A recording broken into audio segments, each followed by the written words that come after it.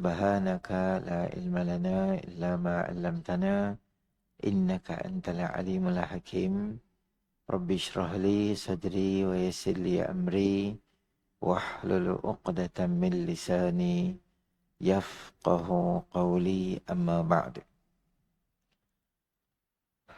Tuan-tuan malaikat kuasa, tuan-tuan muslimin muslimat yang dirahmati oleh Allah Subhanahu Wa Taala. InsyaAllah pada malam ni kita akan mulakan pengajian kita dengan membaca ayat 1 sampai 10 daripada surah Al-Kahfi. A'udzubillahi minasyaitonirrajim. Bismillahirrahmanirrahim. Alhamdulillahilladzi anzala ala 'abdihil kitaba wa lam yaj'al lahu 'iwaja. قيما لينذر بأسا شديدا من لدنه ويبشر المؤمنين الذين يعملون الصالحات أن لهم أجرا حسنا ماكثين فيه أبدا وينذر الذين قالوا اتخذ الله ولدا ما لهم به من علم ولا لآبائهم كبرت كلمة تخرج من أفواههم إن يقولون إلا كذبا فلعلك باخع نفسك على آثارهم إن لم يؤمنوا بهذا الحديث أسفا إنا جعلنا ما على الأرض زينة لها لنبلوهم أيهم أحسن عملا وإنا لجاعلون ما عليها صعيدا جرزا أم حسبت أن أصحاب الكهف والرقيم كانوا من آياتنا عجبا إذ أوى الفتية إلى الكهف فقالوا ربنا آتنا من لدنك رحمة وهيئ لنا من أمرنا رشدا صدق الله العظيم. Baik, tuan-tuan dan kita tengok kisah yang kedua daripada kisah 40 hadis Nabi SAW bercerita, muka surat 5. Ana Abi Hurairah radhiyallahu anhu qala Rasulullah sallallahu alaihi wasallam lamma khalaqallahu Adama masaha zahrahu fasaqata min zahrihi kullu nasamatin huwa khaliquha min zurriyatihi ila yaumil qiyamah wa ja'ala baina aynai kulli insanin minhum wa bisan min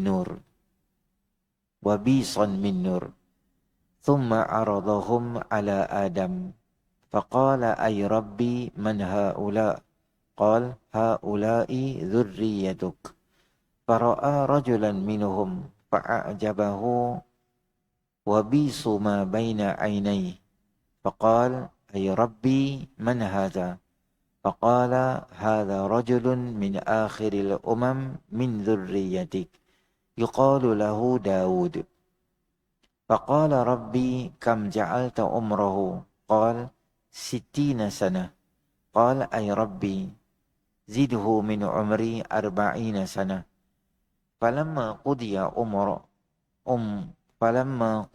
عمر آدم فجاءه ملك الموت فقال أولم يبقى من عمري 40 سنة قال أولم تعطيها ابنك داود قال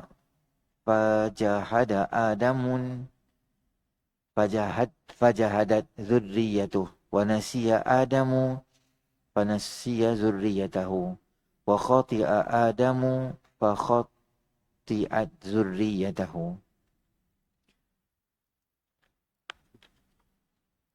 Artinya daripada Sayyidina Abu Hurairah radhiyallahu anhu berkata bahawa Rasulullah sallallahu alaihi wasallam bersabda, selepas Allah Subhanahu wa taala mencipta Adam, Allah menyapu belakangnya dan gugurlah daripada belakangnya semua nyawa-nyawa yang Allah ciptakan dari zuriat Adam alaihissalam sehingga hari kiamat.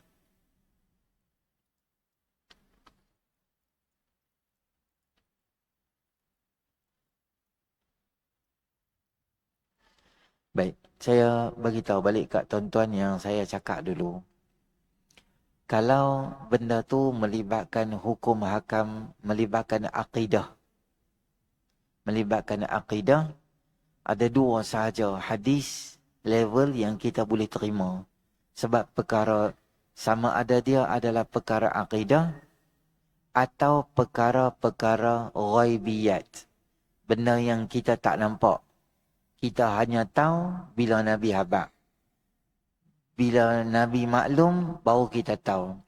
Kubur, mahsyar, cerita dulu-dulu. Kalau dia dalam Quran, okey. Kalau dia dalam hadis, maknanya hadis itu mestilah status dia tu dua. Sama ada dia adalah sahih ataupun dia adalah hasan. Sama ada hasan li zati atau hasan li ghairi. Martabat dia. Kerana benda-benda ni di luar daripada kemampuan ilmu manusia. Kita pun tak tahu jadi apa dengan Nabi Adam. Siapa buat semua benda tak tahu. Hadis yang kita baca ni adalah hadis dari Imam Tirmizi dengan yang sanad yang hasan, dengan sanad yang dengan sanad yang hasan lagi sahih. Jadi perkara-perkara ghaibiyat kita, jadi rujukan kita adalah pegangan kita daripada apa yang Nabi SAW sebut. Ketika mana Allah Subhanahu wa taala cipta Nabi Allah Adam AS, maka disapu di belakangnya. Bagaimana disapu, dengan cara apa disapu, wallahu a'lam caranya. Tetapi apa yang berlaku, maka gugurlah dari belakang semua nyawa yang Allah ciptakan daripada zuriat Adam hingga hari kiamat. Jatuh. Semua zuriat yang Allah Ta'ala cipta daripada Nabi Adam sampai, dari Nabi sampai kiamat. Banyaklah hak jatuh tu. Macam jatuh nyawa macam tu. Allah menjadikan sinaran cahaya berada antara dua mata bagi setiap insan. Kemudian Allah memperlihatkan mereka kepada Nabi Adam. Nabi Adam bertanya, wahai Tuhanku, siapakah orang-orang ini, mereka ini? Allah menjawab, inilah zuriat kamu. Kemudian Nabi Adam melihat seorang lelaki yang paling bersinar di antara semuanya itu, matanya yang paling bersinar antara kedua matanya. Adam kagum dengan lelaki itu dan bertanya, siapakah lelaki ini? Allah berfirman, lelaki ini adalah daripada zuriat keturunanmu, yang umatmu yang akhir. Namanya Daud. Nabi Adam bertanya lagi, wahai Allah, berapakah umur yang engkau kurniakan kepadanya? Allah berfirman, 60 tahun. Nabi Adam berkata, wahai Allah, tambahlah umurnya dengan umurku 40 tahun. Nabi Adam sedekah umurnya 40 tahun. Setelah umur Adam AS sudah cukup, malaikat datang untuk mencabut nyawanya. Adam AS berkata, wahai malaikat, bukankah umurku masih berbaki 40 tahun? Malaikat berkata, umurmu sudah tamat. Bukankah dahulu kamu telah berikan umur-umur kepada Daud AS sebanyak 40 tahun? Maka Adam AS menyangkal kata-kata malaikat kerana terlupa. Itulah juga umatnya suka berhujah dengan orang lain. Nabi Adam terlupa, maka sebab itulah zuriatnya juga terlupa. Nabi Adam tersilap, mungkin itulah juga sebabnya zuriat Nabi Adam ni terlupa. Baik, kita baca keterangan. Allah Subhanahu wa taala telah menetapkan umur-umur makhluknya sejak azali. Kemudian Allah memperlihatkan kepada Adam alaihissalam semua zuriatnya, diperlihatkan juga umur setiap manusia tertulis di antara kedua matanya. Di tempat itu juga terdapat cahaya keimanan. Nabi Adam melihat cahaya Daud alaihissalam sangat terang. Ia menunjukkan kekuatan iman Nabi Allah Daud alaihissalam. Allah menetapkan umur Nabi Daud 60 tahun, sementara Nabi Adam pula adalah 100 tahun. Baik. Ketika Allah cipta Nabi Adam alaihissalam, disapu di belakang badan Nabi Adam, jatuh berguguran semua zuriat yang bakal dilahirkan nanti. Cuma zuriat tu, nyawa tu jatuh dalam bentuk bercahaya dan ada gambaran umur bila yang setiap orang tu akan meninggal. Maknanya umur kita ni telah ditentukan oleh Allah SWT sebelum kelahiran kita ni, semua ditetapkan dah umur bila. Cuma dalam ramai-ramai tu Nabi Adam alaihissalam jumpa Nabi Daud alaihissalam dalam bercahaya, antara kedua matanya tu sangat bercahaya. Siapa Nabi Daud ni sehingga menyebabkan dia jadi bercahaya? Nabi Daud alaihissalam ni tuan-tuan, Allah beri pada dia dua, Nabi dan juga adalah seorang raja. Nabi Daud alaihissalam ni Allah bagi mukjizat beberapa benda kelebihan pada dia. Antaranya memiliki suara yang sangat lunak merdu. Ketika Daud alaihissalam membaca kitab Zabur, maka burung-burung yang terbang ni pun mereka suka mendengar suara Nabi Daud. Nabi Daud buka Zabur baca je, kira kita kata ada pokok, ada tembok, bertenggek lah burung-burung ni, seolah-olah menghayati alunan bacaan yang sangat merdu daripada Daud alaihissalam. Nombor dua, Nabi Daud alaihissalam ni walaupun dia raja, tetapi dia Allah bagi ada satu kelebihan, wa alanna lahul hadid. Kami bagi besi lembut di tangan dia. Katalah ni besi, dapat kat Nabi Daud ya, jadi macam plastistin. Boleh bentuk apa nak buat tak? Zaman dia lah mula dibina Turs. Turs tu apa, penghadang orang bila orang nak perang tu. Baju besi dia buat. Maknanya dia tak makan duit daripada kerajaan ni. Duit daripada kerajaan tu dia tak ambil gaji lah kalau bahasa kita tu. Sebab apa tak ambil gaji? Sebab dia ada bisnes dia sendiri. Dia businessman. Selangor pewter. Macam itulah. Besi-besi. Kerja besi ni. Jadi pedang dia buat. Baju besi dia buat. Apa nama, penghadang bila kita pergi perang buat. Bila kostum tentera-tentera Nabi Daud ni semua beli dekat dia, di syarikat dia, jual pada tentera. Maknanya tentera-tentera ni hebat. Bila pergi ke mana-mana, mereka tak akan kalah. Sebab teknologi itu dipegang, hak milik dia, PNC itu dipegang oleh siapa? Oleh Daud alaihissalam. Jadi hang tembak tak kena. Hang tombak kami tahan, besi. Beli kat mana baju ni? Nabi Daud yang syarikat. Takkan dia nak jual kat musuh dia. Dia pergi mana? Dia kuasai. Dia kuasai negara tu, dia bagi mereka masuk Islam. Dia kuasai negara tu, dia bagi mereka masuk Islam. Itu hebatnya Nabi Allah Daud alaihissalam. Kaya dengan hebat, terlalu hebat. Walaupun dia kaya, yang hebat, yang kita katakan apa, memang kemewahan berlambak-lambak. Tuan-tuan tahu tak hebatnya Nabi Daud ni? Kata Nabi SAW, puasa kalau hampa nak puasa paling canggih kat muka bumi ni, puasa paling hebat, puasalah macam puasa Nabi Daud. Sehari puasa, sehari buka. Sehari puasa, sehari buka. Padahal dia raja. Padahal dia ada perasmian majlis, majlis rasmi kerajaan. Satgi nak kena pergi luar negara. Tak, ibadat dia sangat luar biasa. Dia punya hebatnya ibadahnya tu, sehingga dia puasa dia tu sehari selang sehari. Kita ni tuan-tuan, 10 Muharram ni pun mujuk orang duk viral kata hebat lah tu puasa. Sebab puasa ni dia ibadah lama, berjam.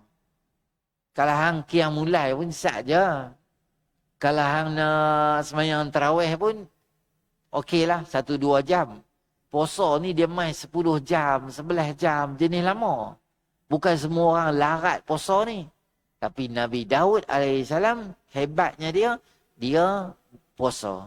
Dan tak cukup dengan puasa. Dia ibadat pula waktu malam. Tuan-tuan balik rumah buka surah Sad, juzuk yang ke-22, ada kisah satu. Bagaimana Nabi Allah Daud AS, pagi dia sibuk dengan umat dia, malam dia ibadat dengan Allah Ta'ala. Ketika dia beribadat, datang 2 orang, panjat tembok, lepas security, lepas daripada kad akses, semua lapis-lapis, cun-cun dia duduk semayang kat mihrab, dia cuih diri belakang dia. Dia kata, wahai Daud, kami ada benda nak cakap. Terkejut Nabi Daud. Bahaya yang masuk sampai bilik aku ni. Ni bilik personal aku, privacy nak ibadat ni, faham apa macam ni? Ada kisah. Saya tak mahu cerita tu jadi panjang, tak balik rumah tuan-tuan. Jadi, balik rumah, tengok dalam surah Sad, cerita. Maknanya dengan rakyat pun hebat, dengan Allah pun hebat. Maka disebabkan keistimewaan Nabi Daud ni lah, maka Nabi Adam AS nampak cahaya dia lebih daripada semua orang lain. Disebabkan cahaya tu adalah cahaya yang hebat, maka Nabi Daud AS tanya, berapa umur Nabi Allah Daud AS? Allah tetapkan umur Nabi Daud 60 tahun. Sedangkan umur Nabi Adam AS adalah 1000 tahun. Umat-umat dulu, Allah bagi umur dia panjang. Nabi Nuh AS, dia buat kerja dakwah je 950 tahun. Setengah ulama kata tu bukan umur Nabi Nuh. Umur Nabi Nuh banyak lagi. Kerana itu tempoh dia buat dakwah ya. Daripada dia awal, beranak, kecil apa semua tu, lagi panjang umur dia. Umat-umat dulu, umat yang panjang umur dia. Tapi Nabi Daud AS, dalam banyak-banyak ni, dia tak panjang, umur dia 60 ya. Maka Nabi Allah, Nabi Allah Adam AS kata, ambil umur aku 40 tahun, bagi kat dia. Bagi umur dia jadi 100 tahun. Biar dia hidup lama sikit. Sebab dia orang baik, dia orang bagus, dia orang soleh. Maka apa dibuat? Permintaan Adam AS dikabulkan. Ini menunjukkan bahawa Nabi Adam AS menguasai ilmu matematik sejak daripada syurga lagi.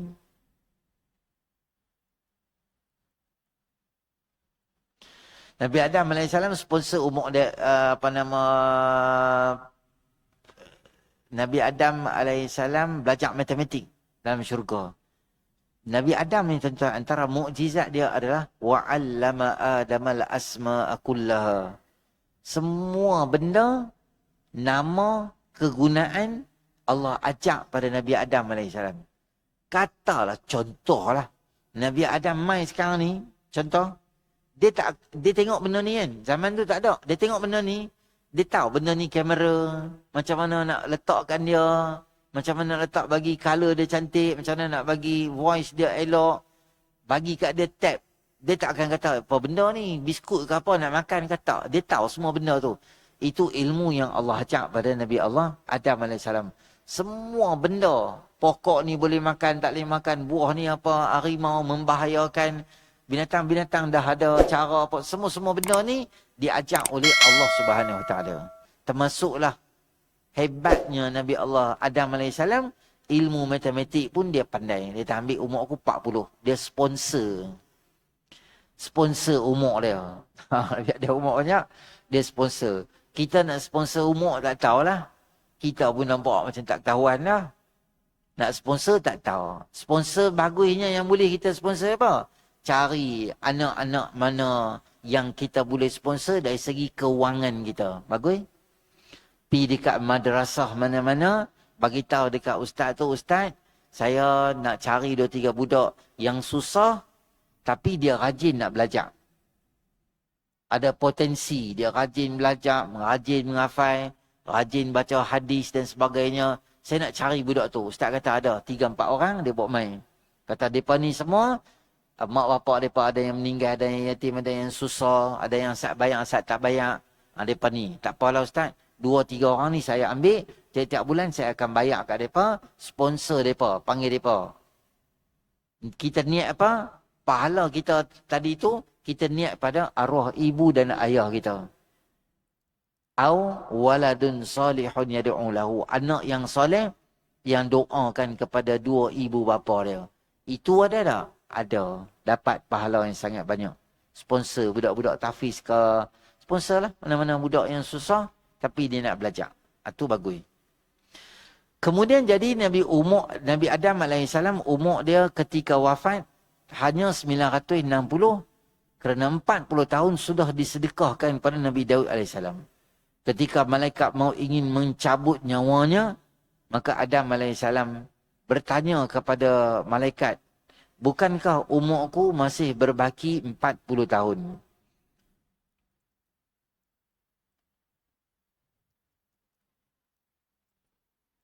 Malaikat maut segera mengingatkan Nabi Adam tentang cerita di atas.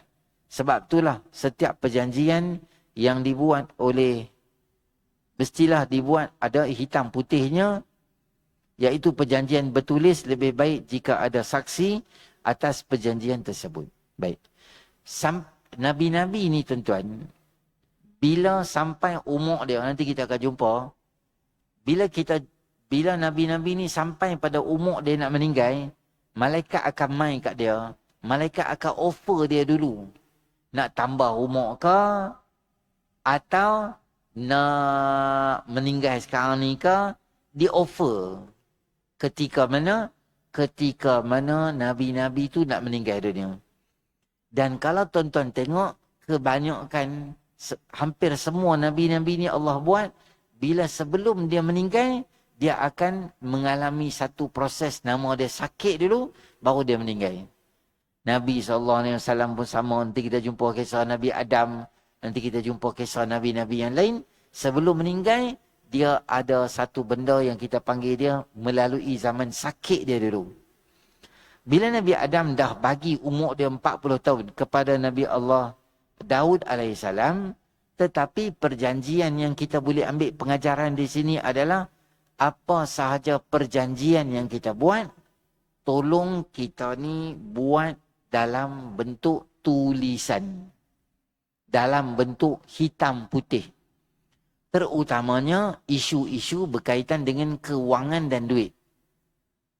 Saya bagi tahu tuan-tuan contohlah. Kita ada kawan. Kawan kita ni nampak macam sedih ya. Kita kata kat dia, yang muka macam sedih sangat sebab apa? Dia kata, aku ni nak hantar anak aku pergi universiti. Kereta aku pula buat perangai. Rumah aku pula singki bocor lah apa semua pula. Plumber tu kata nak kena pecah pula, banyak kerja ni. Ish. Dia duk ish kita tahu. Dia susah. Kita kenal dia. Kita ambil 5,000, bagi kat tangan dia. Kita kata nanti aku tengok macam mana aku boleh tolong hang. Esok telefon dia. Jumpa di kedai makan, bagi kat dia 5,000. Membernya pasal, kenalnya pasal, tak ada apa-apa, bagi saja aku tu. Lepas 3 hari, dengar kata dia accident. Accident ni, I see you. You don't see me. Seorang-seorang nak kena masuk dalam bilik. Kena pakai baju lain, kena pakai face mask nak tengok dia. Wire saja semua. Kok mulut semua wire. Isteri dia masuk, keluar. Kita masuk tengok dia. Tin. Bunyi gutu je dalam bilik tu. Apa benda pun tak dengar. Ada nurse orang duk tulis. Duk pantau keadaan kesihatan dia. Masa ni kita nak cakap pasal duit 3,000 tu, 5,000 tu, tak sesuai lagi lah. Apalah, biar dulu. Tangan dia bergerak daripada bulan grup. Isteri dia mesej. Suami dah okey dah sikit dah. Sebab kita rapat dengan dia. Boleh bergerak sikit dah. Kita pun lari pergi hospital tengok. Isteri dia ada di situ. Dia kata, abang, kenal tak? Abang dia tadi baru buka mata tu, dia tanya kat isteri dia tu. Dia tanya, isteri aku mana? Dia tanya. Maknanya bini dia pun dia tak kenal. Agak-agak tuan-tuan 5,000 tu dia kenal. Tak sesuai nak cakap 5,000 tu. Biar pilah dia tu. Seminggu, innalillah meninggal dunia.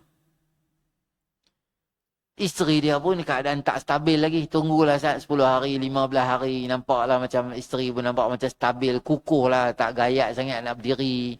Dengan suami meninggal semua. Kita bagi masa. Sebulan baru kita pergi kat dia. Kita kata kat dia. Dulu sebelum arwah meninggal. Macam ni. Dia dah abang. Aku dah bagi kat dia 5,000. Isteri dia tanya kat kita. Betul ke? Dia kata, Sat, saya cek dulu. Dia cek lah dalam almari lah, cek dalam kereta lah, bawah seat motor lah, rata cek dah. Dia WhatsApp kat kita, abang letak dekat mana? Saya cari tak jumpa. So, tak tahulah suami saya letak mana ni. Masa bagi tu bagi dekat mana? Kalau bank in adalah bank statement, bolehlah bawa main kat kami bolehlah bagi. Kalau bagi kat kedai mana-mana ke pejabat ke ada CCTV, kita bolehlah minta. Sebab kita nak faraid apa semua ni, nak kena settle dulu hutang ni. Kalau betul boleh kukuhkan keluarga, kami nak bagilah dekat lawyer apa semua ni, mahkamah syariah, mahkamah ni untuk faraid apa semua ni, dia nak tengok, dia nak bahagi siap-siap. Kita kata tak ada, tak bank in.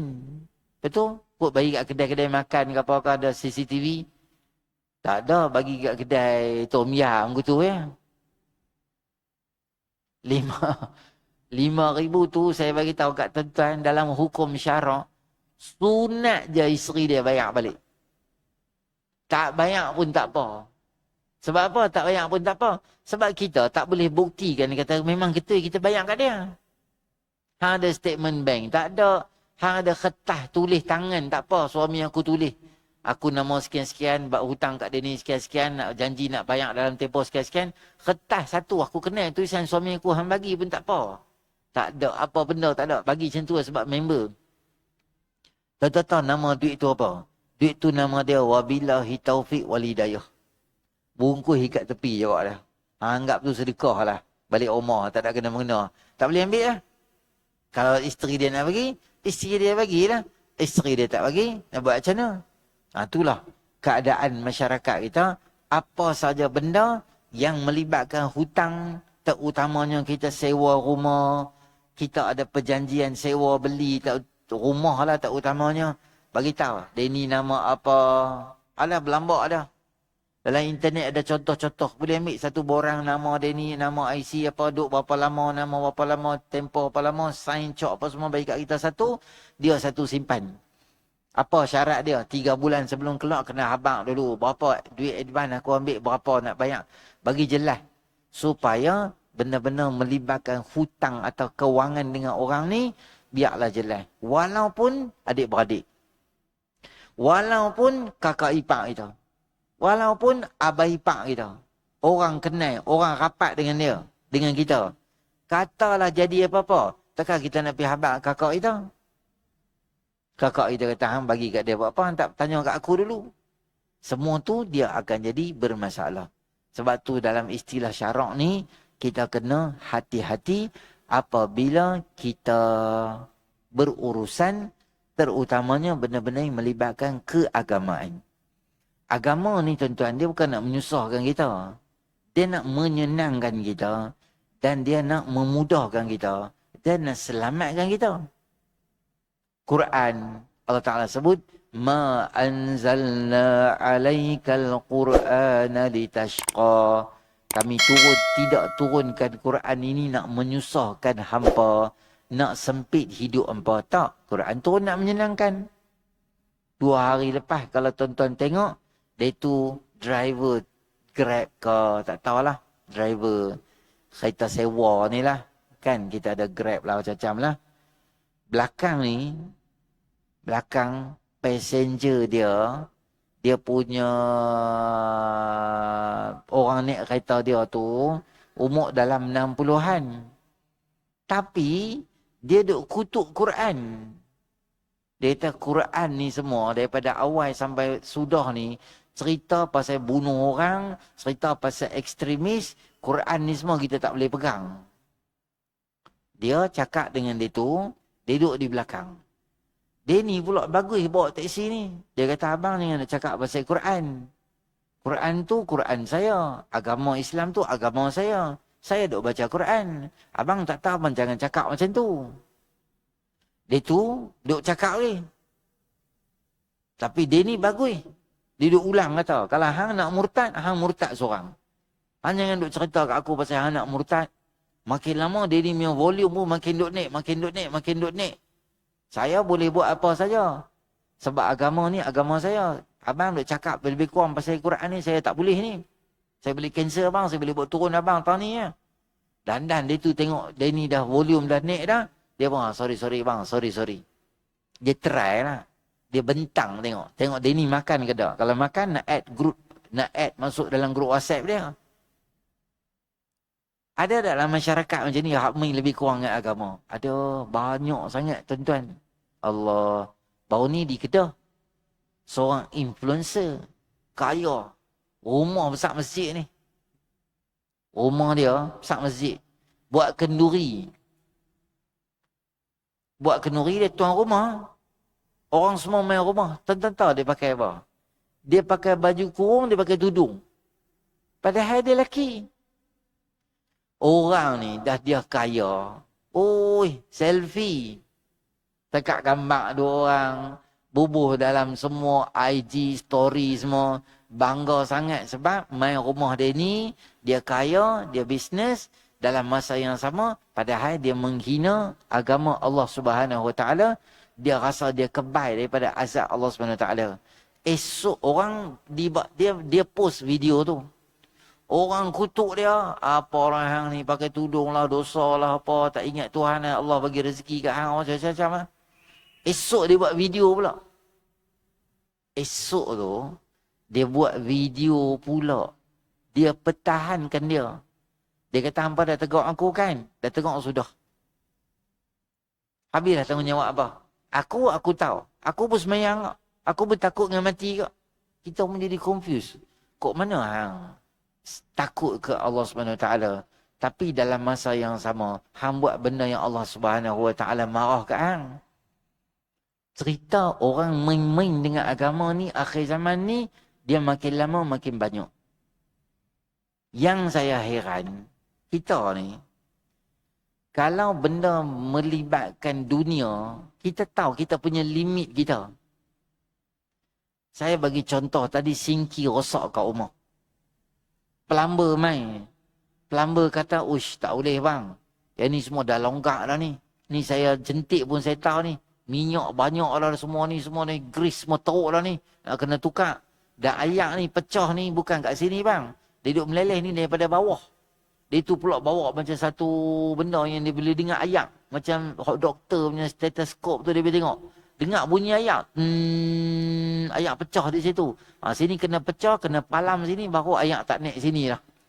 Dia cakap dengan kita. Kita kata apa kat dia? Kita kata, abang buat lah abang. Abang nak pecah ke apa ke, janji saya tak mau serabut lah benda ni. Sebab sinki dapur ni semua saya susah. Abang pecah apa? Kita, bila dia cakap atas kepakaran dan kebolehan dia, kita akur sebab bab dunia. Tapi yang peliknya, bila bab akhirat, kita bab dunia tadi kita tak melawan. Kita, Hang ranjau lah. Hang mandai hang plumber pandai-pandai aku tu. Aku duduk sini 20 tahun dah. Benda tak pernah pecah kat lantai pun. Hang buat pandai nak pecah-pecah. Hang nak balas duit aku lebih. Kita buat pandai dengan dia ada.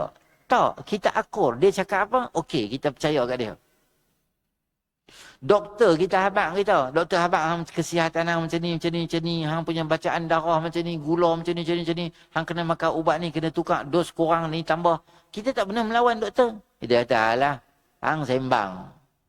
Doktor apa? Aku okey, tak ada apa pun, tak ada mau ikut hang. Tak, kita ikut. Taat pada doktor. Tapi yang peliknya, bila main taat agama, semua melawan. Semua dia buat pandai ni. Padahal Quran pun tak tahu baca. Sekarang ni, minggu ke, baru ni kan, Jumaat kan? Bukan Jumaat ni, Jumaat sebelum tu. Jumaat sebelum tu, khutbah kedua, ingat tak dalam khutbah tu ada cerita pasal apa? Ada seorang individu lah. Seorang individu yang telah diwartakan kata dia ni sesat ni. Dibaca dalam khutbah kedua, seluruh Pulau Pinang baca sebut nama dia. Esoknya dia buat video pula. Padahal hak bawa keluar tu pejabat mufti. Dia pegang kertas khutbah dia tu. Dia kata aku nak pergi jumpa siapa hak tulis ni. Padahal dia salah. Dia terang-terang nak pergi jumpa dia tu, nak pergi tanya kat dia pula. La ilaha illallah Muhammad Rasulullah. Hak tanya, hak cakap tu.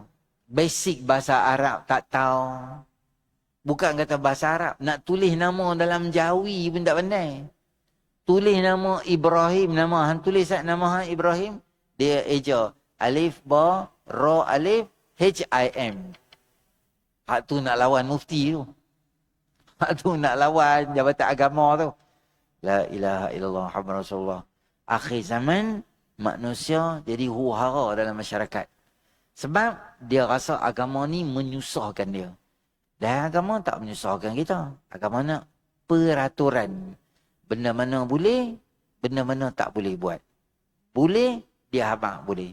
Tak boleh, dia akan habaq tak boleh. Macam mana? Kita bagi ruang untuk azan tu.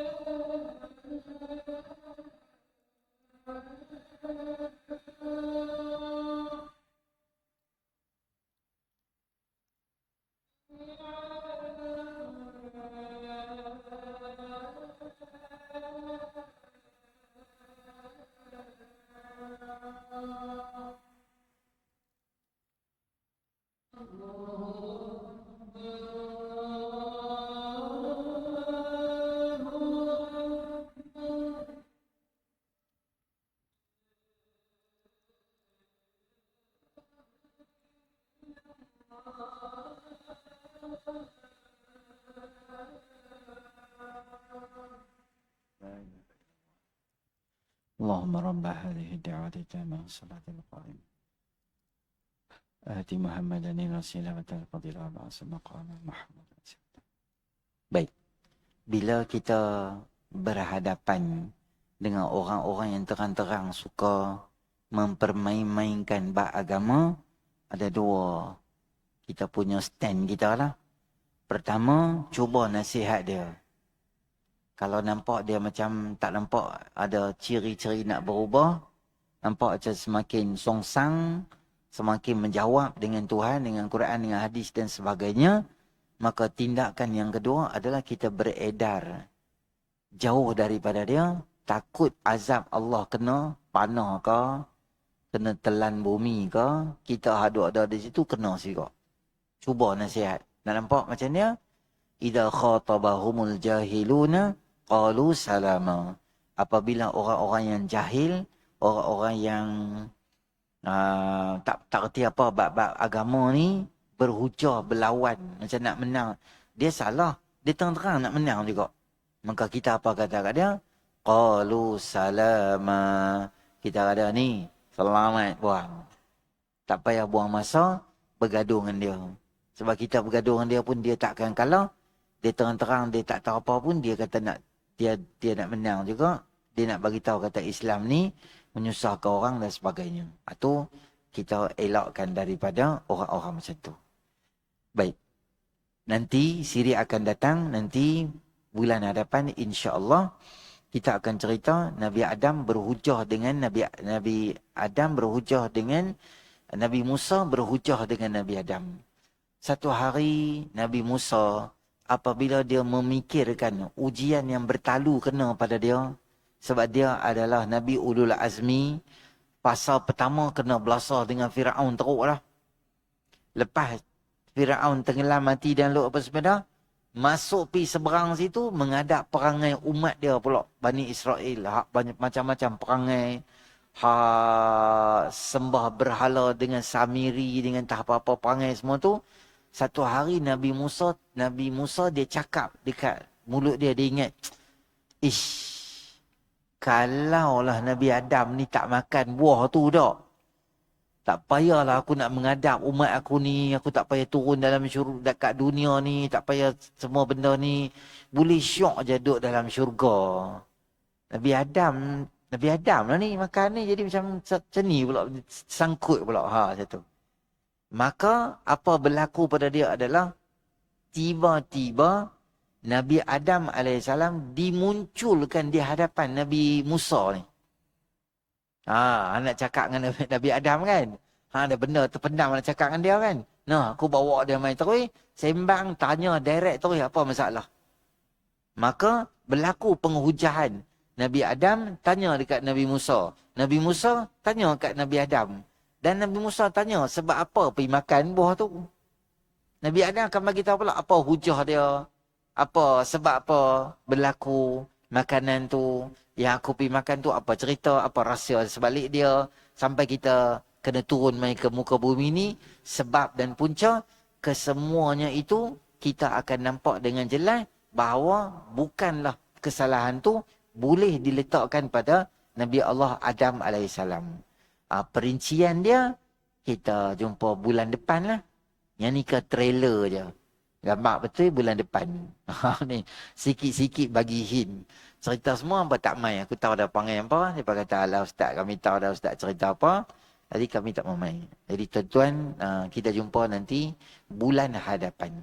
Buku ni, saya bagi tahu kat tuan-tuan, wakaf masjid ada dekat situ. Jadi tuan-tuan buat apa? Setiap kali kuliah, bolehlah pegang untuk baca. Atau tuan-tuan rasa, ustaz, kami macam tak puas lah. Sebab wakaf tu, kami tak boleh conteng-conteng. Kami nak satu untuk kami sendiri. Kami nak satu untuk kami sendiri nak tulis-tulis situ. Saya bagi tuan-tuan dua cara. Satu, tuan-tuan beritahu kat AJK. Nak berapa buku saya bawa, tuan-tuan bayar kat masjid. Saya bagi kat masjid, tuan-tuan urusan dengan masjid. Maksudnya beli naskah tu, naskah sendiri. Senang nak tulis, nak tobit apa-apa benda yang penting-penting kita boleh tulis sendiri. Buku tu boleh bawa balik. Lepas tu bawa main lah balik. Biasa lah. Awal-awal beli kitab, lalai aku seorang yang bawa kitab. Hal ini siapa tak bawa lah. Itu standard semua mazhab gitu. Nombor dua, kalau tuan-tuan rasa macam payah macam tu, buku ni tuan-tuan tahu siapa tulis? Ustaz Zamri Hashim mengajak kita tu. Ustaz tu mai, ni dia. Belakang ni ada nombor telefon dia, nombor madrasah dia semua. WhatsApp kat dia terus. Tuan-tuan tak mau ambil kat saya pun tak apa. Tuan-tuan nak ambil kat dia direct pun boleh.